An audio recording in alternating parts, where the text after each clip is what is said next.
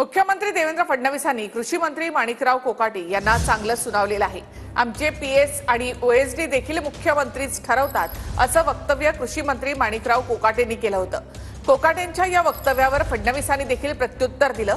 PS आणि OSD नेमण्याचा अधिकार हा मुख्यमंत्र्यांचाच असतो, कदाचित माणिकराव कोकाटेंना हे माहिती नसावं असं फडणवीस म्हणाले। कृषी मंत्री माणिकराव कोकाटे यांना मुख्यमंत्र्यांनी चांगलं सुनावलेलं आहे। पीएस आणि ओएसडी नेमण्याचा अधिकार मुख्यमंत्र्यांचाच आहे असं फडणवीसांनी म्हटलं। माणिकराव कोकाटेंना कदाचित हे माहिती नसावं असा टोलाही त्यांनी लगावला आहे। पहिल्या दिवशी मुख्यमंत्र्यांनी दम दिला।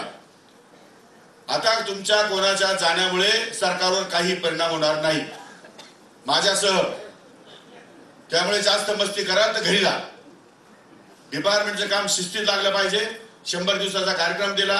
आमचे पीएस आणि ओएसडी सुद्धा मुख्यमंत्री ठरवतात, हे पण सांगतो तुम्हाला। आमच्या पण हातात काय राहिलं नाही, त्यामुळे आम्हाला तर नीट काम करावंच लागेल।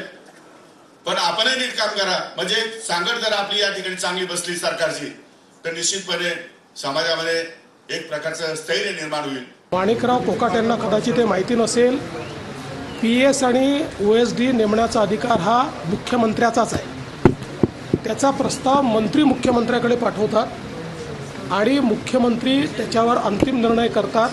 हे काही नव्याने होत नाही।